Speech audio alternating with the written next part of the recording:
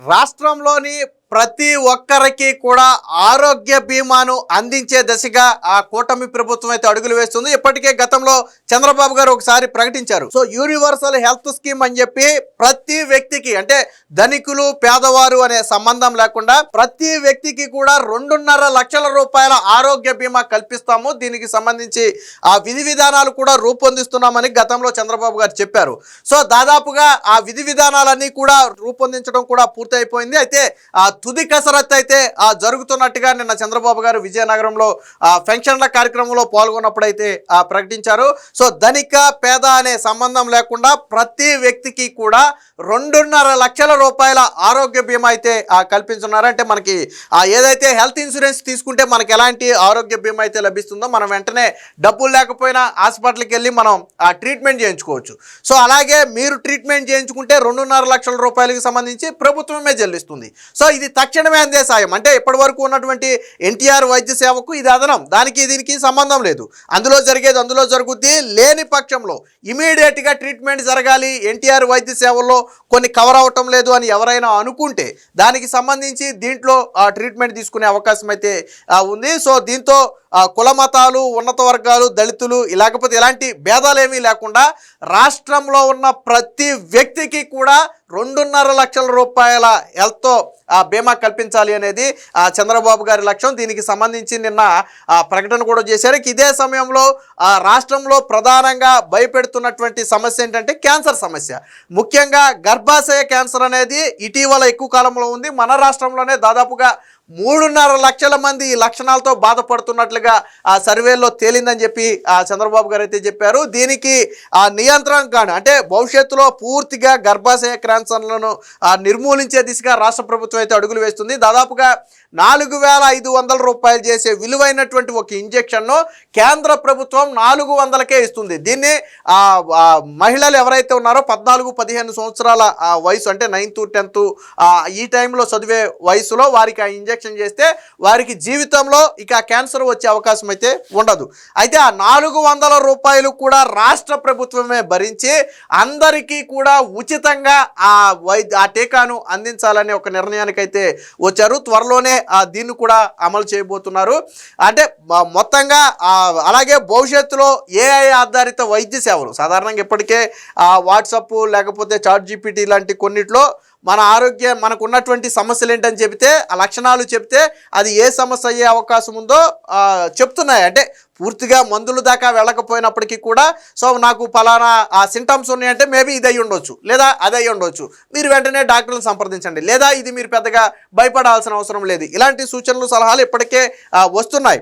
So త్వరలో AI ఆధారిత సేవలు మొత్తం కూడా వాట్సాప్ రూపంలో మీ ముందుకే రాబోతున్నాయి. అంటే మీ ఆరోగ్యాన్ని మీరు ఇంటి వద్ద ఉండే మీరు పరిశీలించుకోవచ్చు. అంటే ఒక రకంగా డాక్టర్ మీ చేతిలో ఉన్నట్టే. సో అలాంటి సేవలు కూడా త్వరలో అందుబాటులోకి రాబోతున్నట్టుగా చంద్రబాబు గారు అయితే ప్రకటించారు. దానికి సంబంధించిన వార్త ఒకటి వచ్చింది, ఒకసారి చూద్దాం. ప్రతి ఒక్కరికి 2.5 లక్షల ఆరోగ్య బీమా తుది దశలో కసరత్తు, త్వరలోనే ప్రకటిస్తాం, పేదలు ఎక్కడుంటే అక్కడ నేనుంటా. సీఎం విజయనగరం జిల్లా రావివలసలో సామాజిక పింఛన్లను పంపిణీ చేసిన బాబు. పింఛన్లు కూడా మొన్న 1వ తారీఖు అనేది ఆదివారం వచ్చిందని చెప్పి 28వ తారీఖే ఫిబ్రవరి 28 రోజులే కాబట్టి 28వ తారీఖు అంటే ఒక రోజు ముందుగానే పింఛన్లు కూడా పంపిణీ చేయడం జరిగింది. ఒక్కరోజు కూడా ఎక్కడ ఆలస్యం అయితే జరగనివ్వలేదు. రాష్ట్రంలోని ప్రతి ఒక్కరికి 2.5 లక్షల ఆరోగ్య బీమా అందించనున్నట్లు సీఎం చంద్రబాబు ప్రకటించారు. విజయనగరం జిల్లా చీపురుపల్లి నియోజకవర్గంలో రావివలసలో జరిగినటువంటి సామాజిక పింఛన్ల పంపిణీ కార్యక్రమానికి ఆయన హాజరయ్యారు.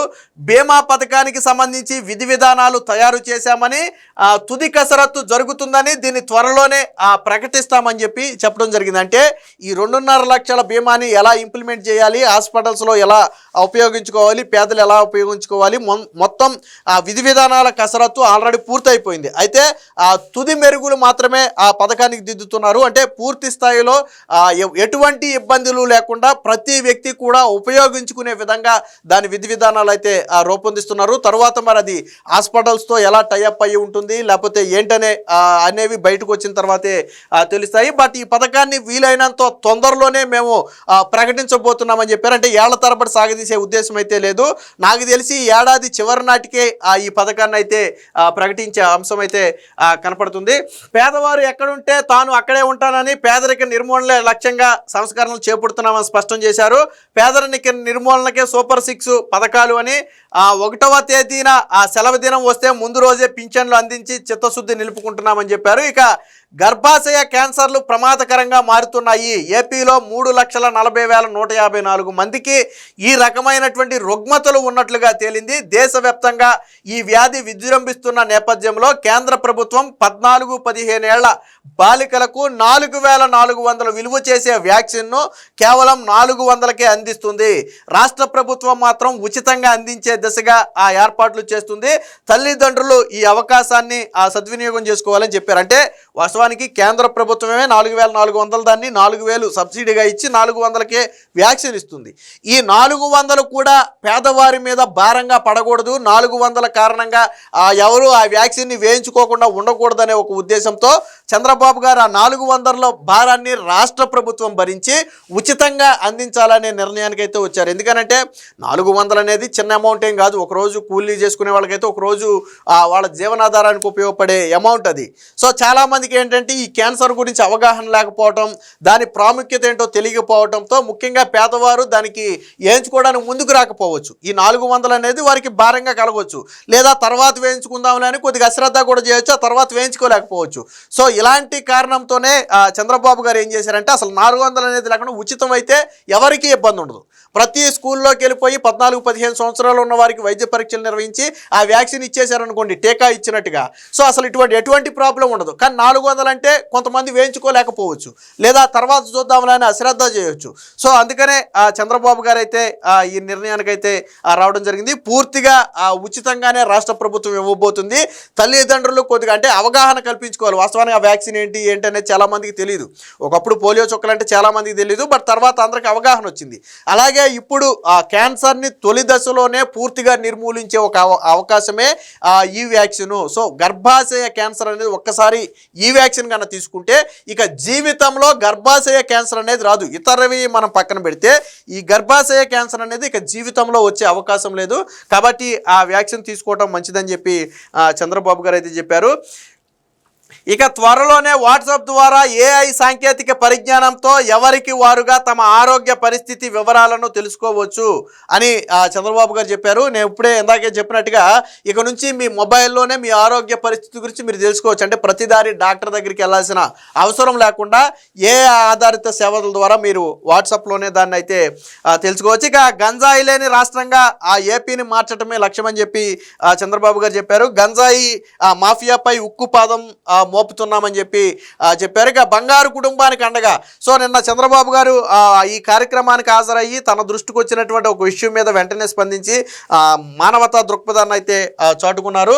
తల్లిదండ్రులు లేని ఇద్దరు అక్కా చెల్లెళ్ళు ఎవరైతే వేరే ఇతరుల వద్ద బ్రతుకుతున్నారో వారికి ఒక్కొక్కరి పేరు మీద 3 లక్షల రూపాయల ఫిక్స్డ్ డిపాజిట్ చేస్తున్నట్టుగా వేదిక మీద అప్పటికప్పుడే చంద్రబాబు గారు అయితే ప్రకటించారు. అలాగే వీరిని పెంచుతున్నటువంటి వ్యక్తిని కూడా చంద్రబాబు గారు పిలిచి అభినందించడం అయితే జరిగింది. తల్లిదండ్రులను కోల్పోయి ఇద్దరు అక్కా చెల్లెళ్లను సీఎం చంద్రబాబు అండగా నిలిచి పెద్ద మనసు చాటుకున్నారు. చీపురుపల్లి మండలం రేగిడిపేటకు చెందిన రేగిడి హారిక అఖిల పేరు మీద చెరొక 3 లక్షలు ఫిక్స్డ్ డిపాజిట్ చేస్తున్నట్టు ప్రకటించారు. P4లో భాగంగా గరివిడి మండలం కొండదాడి గ్రామానికి చెందిన మార్గదర్శి పి సాయి గోపాల వర్మ వారిని దత్తత తీసుకుని చదివిస్తున్నారు. ఆయన్ను చంద్రబాబు గారు అయితే ఎవరైతే దత్తత తీసుకుని చదివిస్తున్నారో వారిని కూడా చంద్రబాబు గారు అభినందించడంతో పాటు ఈ ఇద్దరికి పిల్లలకు కూడా 3 లక్షల రూపాయల ఫిక్స్డ్ డిపాజిట్ చేస్తున్నట్టుగా ప్రకటించారు. తర్వాత పిల్లలు పెద్ద అయిన తర్వాత ఆ అమౌంట్ అయితే వారికి ఉపయోగపడే అవకాశం ఉంటుంది. ఏది ఏమైనా మొత్తంగా చంద్రబాబు గారు నిన్న కొన్ని కీలక ప్రకటనలు అయితే చేశారు. సో ప్రతి ఒక్కరికి 2.5 లక్షల ఆరోగ్య బీమాను ప్రకటించడంతో పాటు ప్రతి మహిళకు కూడా ఎవరైతే చదువుకునే 14-15 ఏళ్ల వయసు ఉన్నటువంటి ఆడపిల్లలు ఉన్నారో వారందరికీ కూడా ఉచితంగా ఈ క్యాన్సర్ వ్యాక్సిన్ ఇవ్వాలనే ఒక నిర్ణయానికి అయితే వచ్చినట్టుగా మనకు తెలుస్తుంది.